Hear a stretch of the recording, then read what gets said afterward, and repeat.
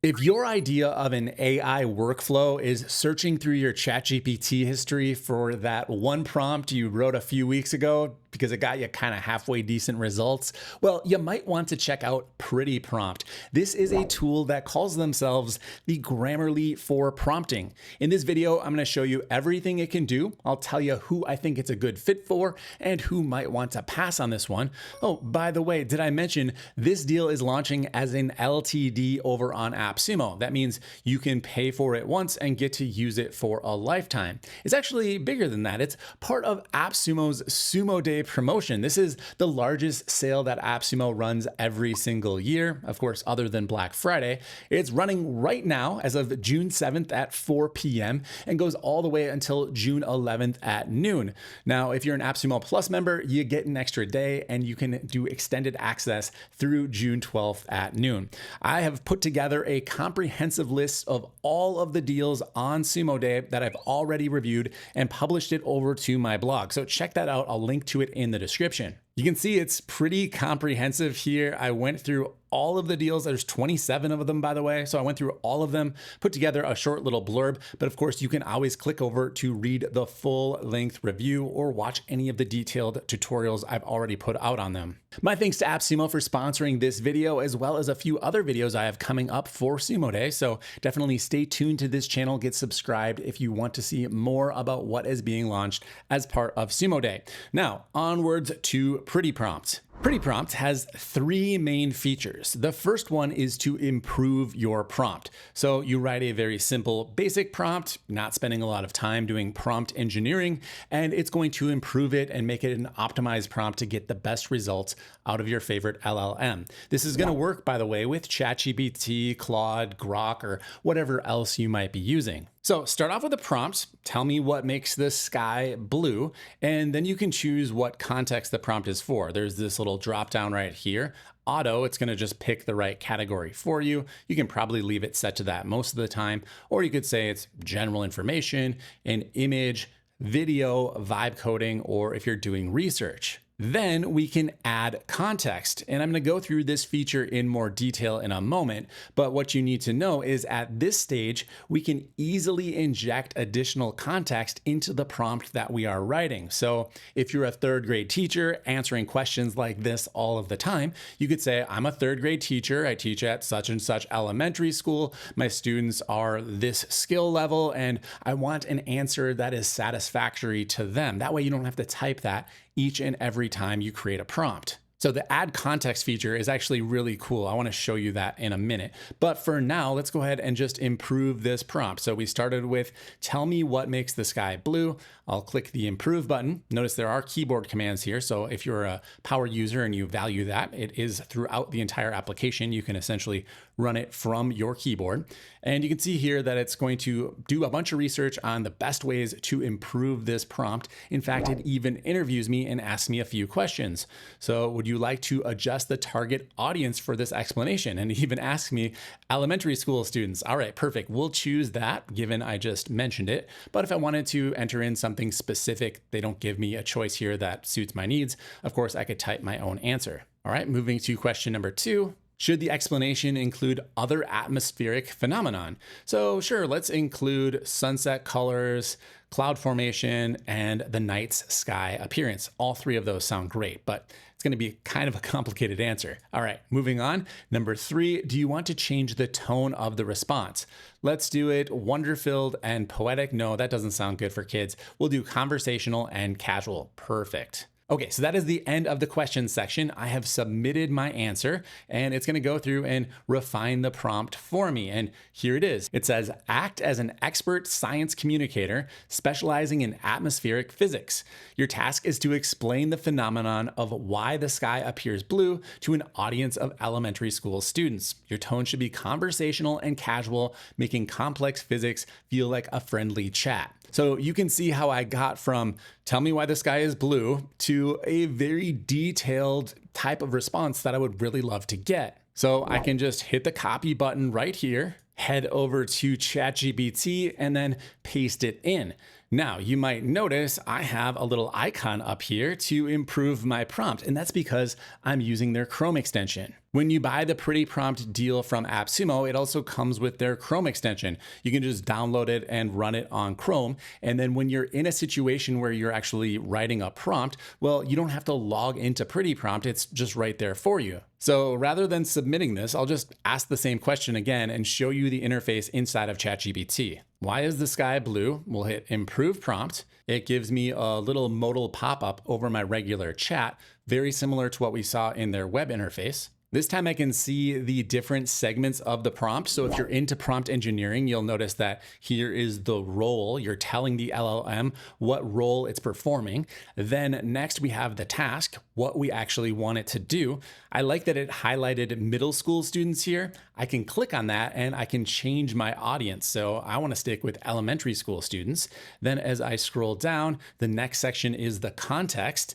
And then we have the output format, how I'd like it actually delivered. And then finally are the constraints and the validation checklist to make sure it actually did everything we asked it to do. So anytime you see something highlighted like this, that means you can click and you can refine it or choose one of the options. So replacing the questions that we saw in the web interface. I like this touch and kind of prefer it personally. Now, if I'm not happy with this result at all, of course, I can just refine it down here. There's another field to say, hey, make this more simple, make it more basic, whatever you want to do. It's basically having an AI conversation with your AI refinement tool. So meta. For now, I'm just going to hit apply and we'll have that prompt injected into ChatGPT. And of course, I can have it answer the question. Now, if you're curious about what sites this Chrome extension actually works on, here is everything that's available. It's going to basically cover every major AI tool out there, from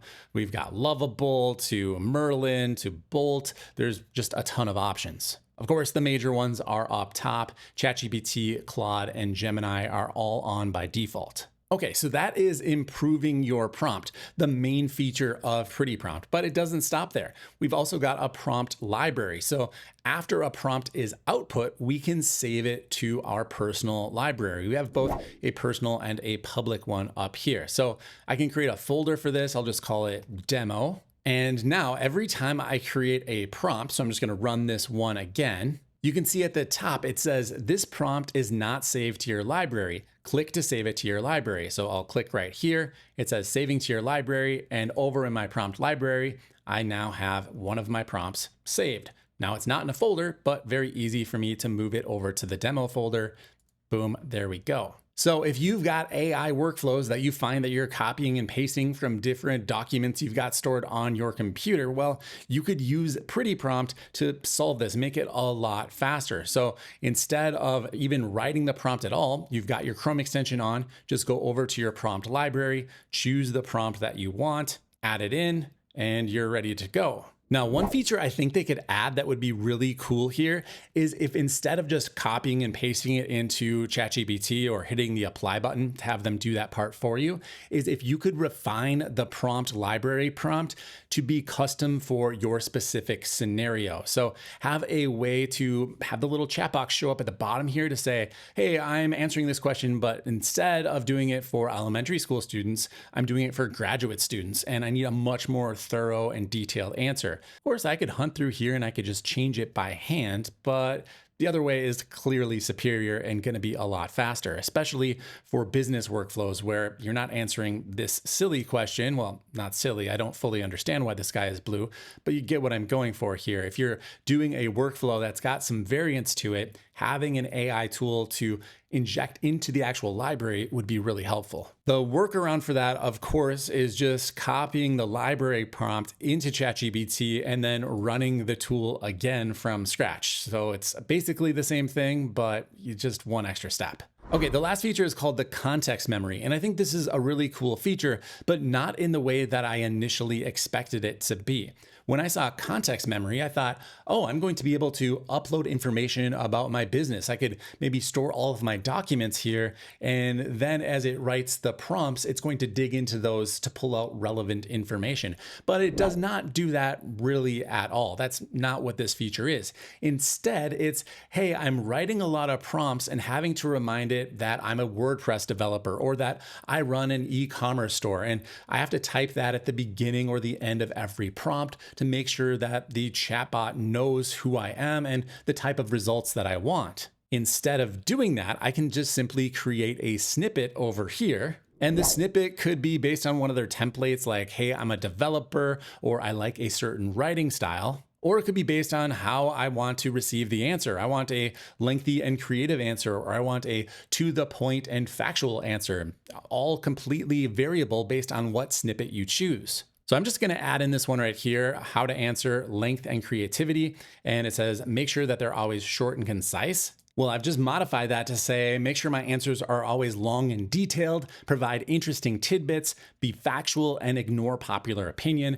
value truth over everything else. Okay, I'm gonna hit next on this. I can give it a title. It does it automatically for me, but of course I can edit that. Long, detailed, truthful answers. Sounds good. Then I can tag it as either personal or work. I'm gonna keep this one personal. And here it is. It has created my snippet. Well, at least it will in a moment. So now I've got two snippets or two pieces of context memory. One is for long, detailed, truthful answers, and the other I added before I hit record, concise, creative answers. So when I'm writing a prompt, it's easy for me to choose what type of answer I receive. All I have to do is type in my prompt and then hit the pretty prompt icon over here.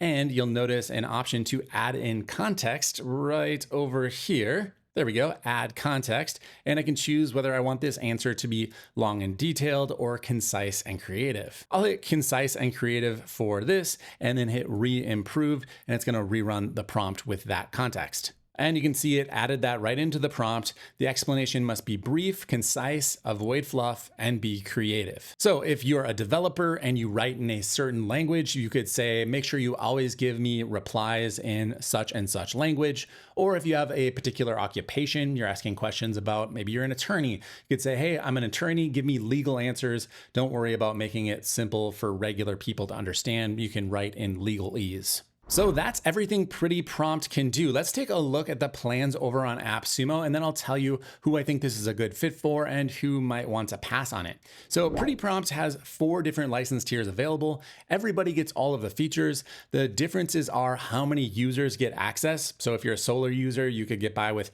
tier number 1, but if you've got a larger organization, you want to choose a plan that's appropriate for how many people will actually be using the tool.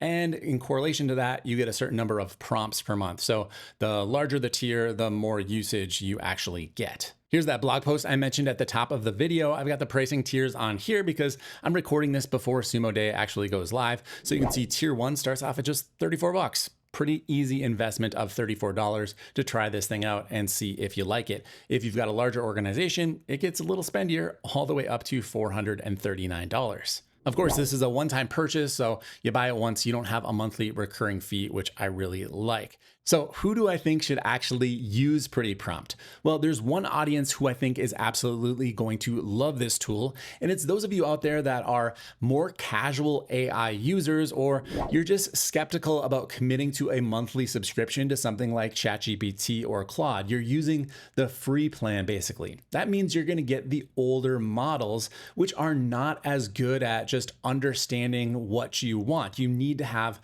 prompt engineering skills to make sure all of the variables are included. The later models, the newer stuff that's just coming out, the prompt engineering stuff we've been hearing about over the last few years is less and less relevant. So if you're already a Claude Pro member or a Claude Max member and you're dumping $200 a month into your account, well, you probably, you could still use this for organization. That might be a real benefit to you, but it would be less so than if you had just a free plan. Now, who do I think should not use a tool like Pretty Prompt? Well, quite honestly, people like me. I'm an AI power user. I talk to my Hermes agent all day long on various platforms, and something like Pretty Prompt could be useful for organizing my prompts. I just don't see myself using it on a daily basis since I'm just kind of scattered about and not using the main subscription platform. So I'm basically not a user of ChatGPT. Now, I realize I am a small fraction of the people on the planet using AI in this scenario right here, but I'm also part of the vocal majority. So people will be commenting, hey, I have OpenClaw, I have a Hermes agent. How do I actually use this tool with that? Or do I even need it if I'm using my OpenClaw agent? And quite frankly, like I've just said, you probably don't, but most people are not doing that right now. And in that scenario, I think Pretty Prompt is pretty great for the regular people out there. So I'm gonna go ahead and score Pretty Prompt a 7.6 out of 10. I think it's a really well executed application. Again, not necessarily for the ultra high-end pro users, but for everybody else, you're gonna get a lot of value out of this, and it's gonna just keep you sane, make you have a little bit less brain power go into things like prompting, and actually reserve that brain power for solving real problems. So if you found this video to be helpful, make sure you click that like button. Check out the AppSumo Sumo Day deals with my link below. I greatly appreciate everybody who clicks that before making a purchase. It helps make this content possible. Questions, comments, hit me up down below in the comments section. I'll try to get back to darn near everybody. I'll be back again soon with another deal review for AppSumo's Sumo Day. Until then, thank you for watching. I'm Dave. See you in the next one.